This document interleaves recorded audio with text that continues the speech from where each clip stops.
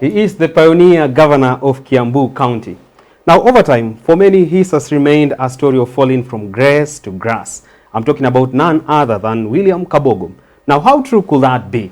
Of course, that's rather what we're going to talk today here on Siasa Brigade. William Kabogo is our person of interest on this particular edition. That will be definitely interesting because before we wrap up the conversation, we will have, as always, our Wheel of Time segment. And today, we go down memory lane and try to figure out Herman Manyora's numerous encounters with the late President Daniel Toroitich Arap Moi and how over time he's been able to kind of build a good relationship with his son Gideon Moi. Of course, you're going to also try to understand the impact the late president has had in his life over time. Of course, my name is Richard Mwenja, yours truly here on the channel. Always exciting and a privilege to have you on board. Sir, how are you doing today? Fine, fine. You looking good? Thank you. What about the weather? I'm seeing you trying to get as warm as you can. Of course. You have to be careful. You're afraid of that? I was in some office today, of course. Everybody should be not afraid, but I was in some office and I found young girls, they are well dressed. I said, I can't believe this is girl. These are girls. Say, hey, you take care of your health. Bracing yourself for the weather. Correct. All right. Something I've heard you saying from grace to grass. Kabogo is still a very rich man. He's a billionaire. What? It is. You only lost a seat. Not losing a seat does not take you to grass. It is actually what many perceive of his story. So perhaps we are here to break it down and try to understand how true could that be. Yes. Of course, he makes for a person of interest today on Siasa Brigade. Yes. And for many, people are wondering what could be William Kabogo's unfinished business in Kiambu County. He's seeking the gubernatorial seat one more time.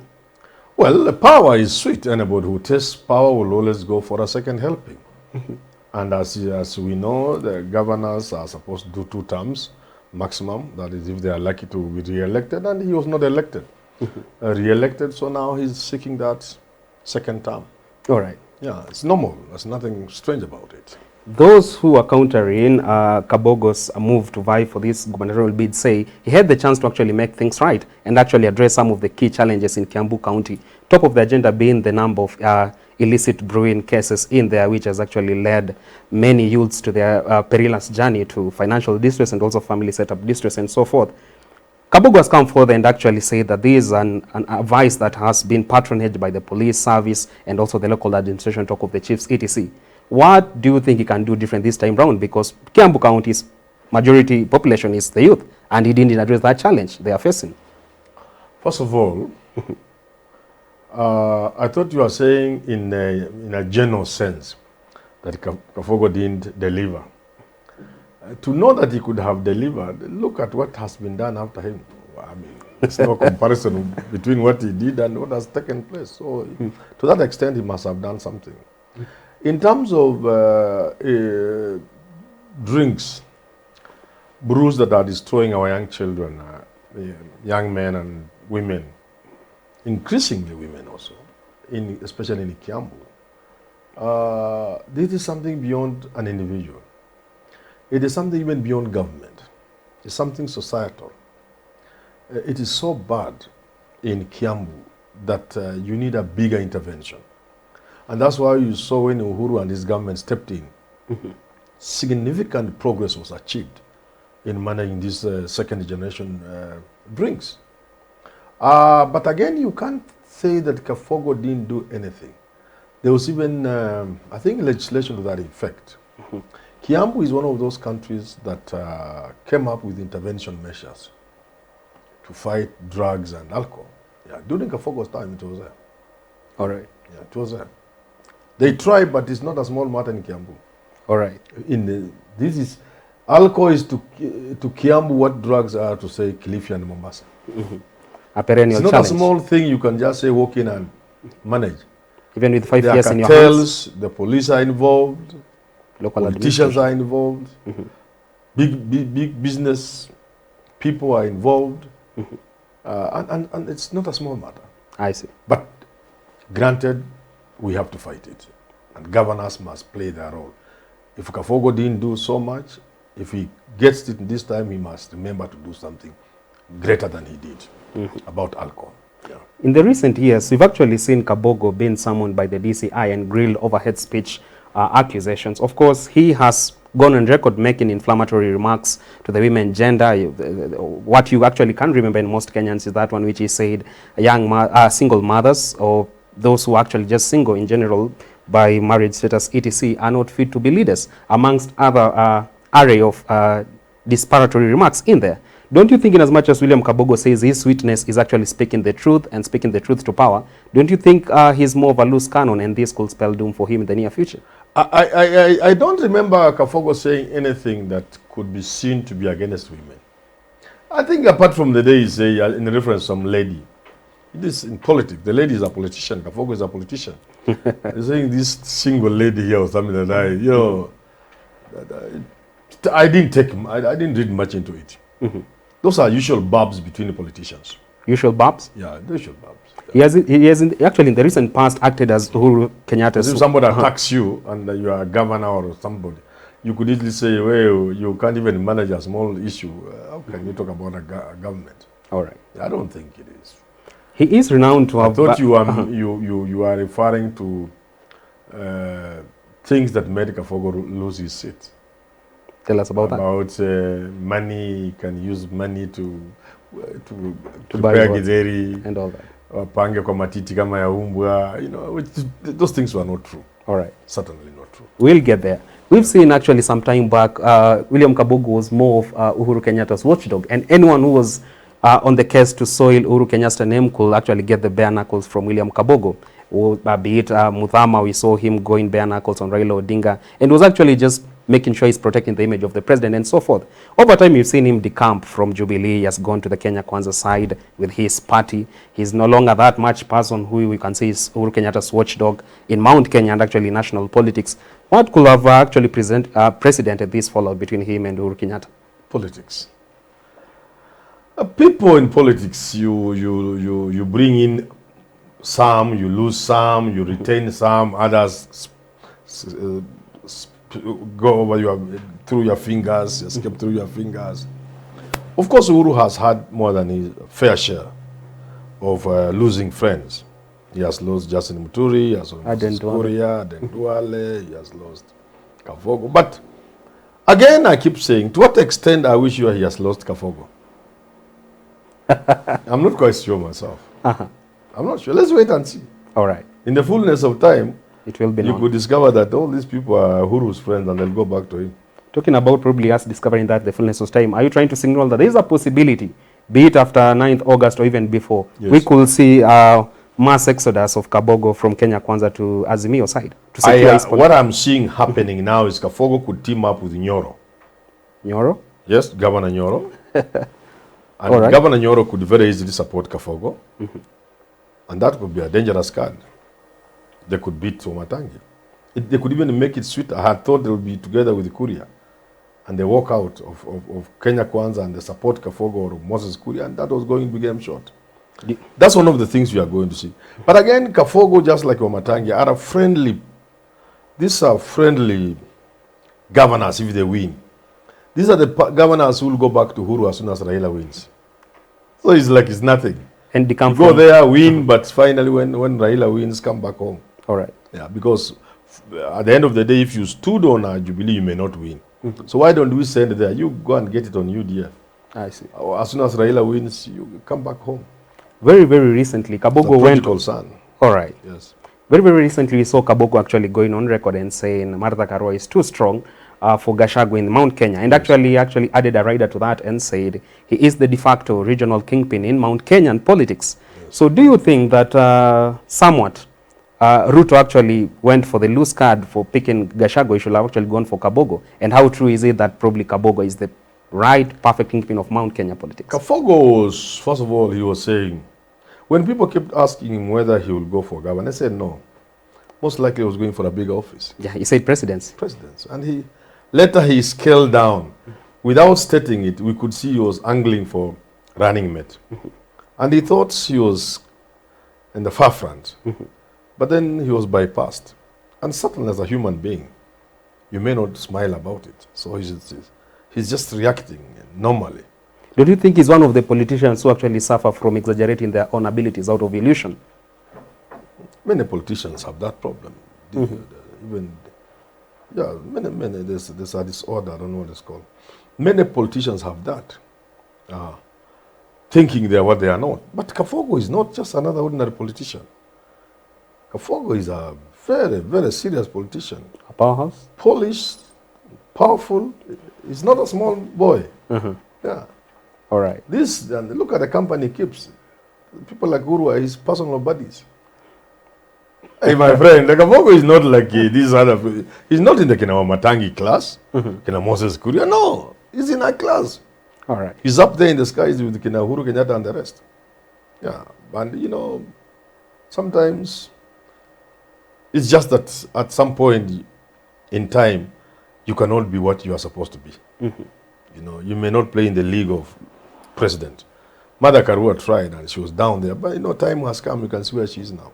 All right. So Kabogo is in the skies. He's not in the class of Kina Nyoro and the rest. No, it's above them by far. And Wamatangi. And those are boys compared to Kabogo. I see. Yeah. So somehow you are saying he's just trying to make such remarks that he feels in the fullness of time he'll be the regional kingpin, perhaps probably after Kenyatta exits the Mount Kenya politics. It is possible, again it's not possible. What I know about Kabogo is that he has some measure of arrogance. You know, and there's some attitude. He has an attitude. If I were to advise him, I've never met him. I think we met in Citizen TV once, not on the same show. And I think Indiana Mini talk. We've not sat down. If I were to advise Kabogo, I'll tell him, scale down on that attitude. There's a future for him. Because in the near future, the Kikuyu community, the Gema community are going to be looking at who? There's nobody who is guaranteed. No, nobody. It's not Gachagua, not Mother Karua. Nobody is guaranteed. Peter Kenneth? Not Peter Kenneth, not Peter Mwenja. Nobody is guaranteed. These people are all on the radar of Mount Kenya people. And any one of them could acquit themselves, could prove, even Uhuru, at the point of becoming the Mudamaki, Mutongori, whatever you call it, he hadn't been before. Some opportunity came and he exploited that opportunity well. And the community said, hey, here is a leader. And the lady Michuki said, anybody who wants to speak to a Gikuyu must speak through Uhuru Kenyatta. So somebody could be saying, anybody who wants to speak to Gikuyus can speak through Kabogo. There's still that possibility. All right. That seat has not been taken in short. Well said. We've seen actually in Kenya, election financing has actually been one of the elements that is actually deeply shrouded in secrecy. And we've seen a number of politicians, Kabogo being in there, known to bankroll elections campaign in this country. And over time, we've seen election campaigning and the bankrolling being kind of linked closely with graft issues in there. Of course, Kabogo has come forward and said he is very clean, white as snow, when it comes to how he acquired his billions and that he transparently does election financing and all that stuff. Don't you think the image that has been created in the minds of Kenyans that any politician who is known for bankrolling will definitely try to recoup his investments once elected, so probably spearhead graft once he's the governor of Kiambu County?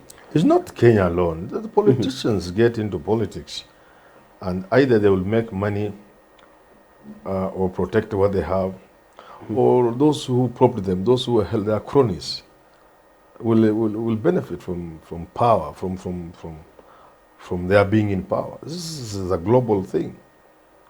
Most capitalist states are crony economies, where people who go to power, they go to power using resources, most likely ill-gotten, and then they are there to protect those resources, or they go there and get resources, or they go there and help those who help them to get resources by getting the money from government. So it's a global problem. So that in any way is not going to hinder his gubernatorial bid? No, there were big issues about Kabogo which disappeared. People used to link him with the drugs, with all that thing died. Actually, talking matters to do with the drugs. We've seen people make claims that he's into drug business, which actually he has rebelled such accusation and saying he's white as snow and that he acquired his billions through years. It could also be true that he's not into those things because since those things, those allegations, a number of people have been picked up by the system, the American drug system. Aaron Mwau and the rest. Kabogo has not been identified. So I think to that extent, let me tell you this. If you make money in this country, people hawatakosa kitu ya kusema. Huko kwetu wakiona Manyora akiwa na gari mbili kwa compound, wanasema hako na majini. If they see 3 vehicles in the compound. Uchawi. So, in Kenya, people will either say you have stolen money from government or you are into drugs. wash. Could It's that, not true that everybody who has money has stolen it. It's not also true everybody who has money is in wash. It's also true that not everybody who has money has made it through drugs. Or, could but that those person blanket actually, condemnation. could that person actually you're talking about be you, Manyora? Because you've gone on record saying no politician can come on national television and say Yakwari is billions clean. Kabogo has done it. Yes. And you part of those who I'm are... also on record saying there are a couple of people. I mentioned a friend of mine who called me to you and told me, Manyora, my daughter has called me, telling me, Manyora is your friend and he's saying that all of you are billionaires have stolen. He took me through his first loan. And a lot of it made sense. First loan, he bought land and acre or two in Karen and blah, blah, and blah, blah, and blah, blah. There are people, but they are not many. When you say all is not a mathematical whole. You see, when I say half the people, I don't mean 50% of the people. I just mean significant as compared to the other side. So when I say, one day on TV, I say, Raila has half the country behind him. Somebody really hit, I told him, I didn't mean a mathematical half. Even then, people didn't understand. When I say, everybody who has billions in this country has stolen and has stolen from the government, I still stand by that. You still believe that? But I also am intelligent enough to know that there are one or two men or women who have made their clean shilling. But they are not many. They are so insignificant that I can comfortably say all. And that all is not a mathematical. I see. Yes. All right. We've actually seen... So if Kabogo is not among those who are, he has to come and convince me. In private. Then you'll shut the public. You can, even here, you can come and sit here. And by the way, I invite anybody. Because I have held this belief that nobody can tell me it's clean in this country. It's almost difficult. Whether you are a judge, you are a teacher, you are a public servant, you are a PS, you are a minister, you are a businessman. Come and sit here and tell me how you made your billions. But why has Uhuru Kenyatta not tapped into you? Why has Neither is it a strange thing. All over the world, people make money, not earn. They make money by doing business with the government. It is government that has cheap money to make from. So internationally, the global problem that people make money. What we do here, we do so in such a cheap, stupid ways that it's just theft. In America, even wars are fought across the world, instigated by the arms industry. Because if they have stayed 5-10 years without the arms, they are full in the stores, in the godowns. It actually baffles me and many Kenyans why Uhuru has not tapped into your services. You've spoken boldly about graft in this country. Are you too clean for that job? Pardon? Are you too clean for that job at at only ESCC? fight graft if I'm the president. Not as the head of ESCC. With all the power. But not ESCC. I can't do it. These are pretenders. They can't fight graft. They can't. First of all, it is difficult to get somebody who has the will to fight corruption, who has not been compromised, who is not where they are because people have put them there. So people like us are rare. And they can't give you because you will hit them.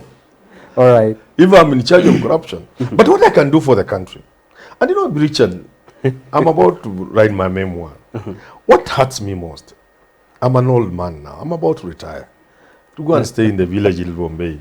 With all the knowledge I have that, and I've never served my country. I would have wished to be in a position from where I can actualize my potential as I serve my country and the fellow man.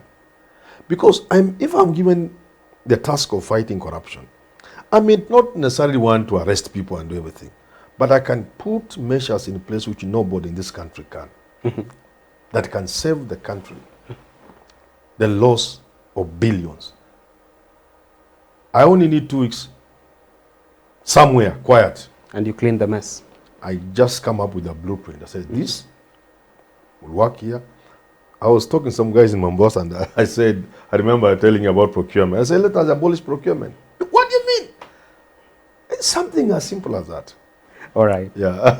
Well, of course, that's enough clarion call for Wajakoya, for Raila Odinga, for William Ruto, for David Mwaure to probably pick on Herman Manyora should any of them clinch the State House bid come this year August elections. To fight wait. graft. Yeah, of course. But of course, they need They you for can't that give job. me. They know I'm bad.